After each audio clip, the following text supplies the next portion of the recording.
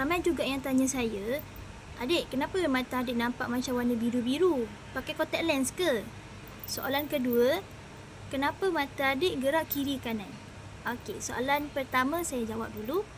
Mata albino memang ada condition di mana mata dia kekurangan melanin ataupun kekurangan pigmen. Jadi disebabkan itu, bila kena cahaya, mata dia ada nampak warna yang lebih jelas lah. Macam saya, mata saya lebih kepada biru-biru. Macam tu. Ada kuning-kuning sikit macam tu lah.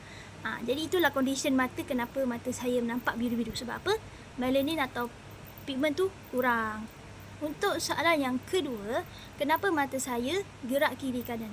Albino punya condition, mata gerak kiri kanan ni nama dia ialah nystagmus. Macam kat depan ni saya letak ejaan dia, nystagmus. Maknanya condition di mana seseorang albino ni mata dia gerak kiri kanan tu di luar kawalan dia. Maknanya bukan dia buat-buat, bukan dia macam buat-buat lah kiri kanan tu pandang, tidak.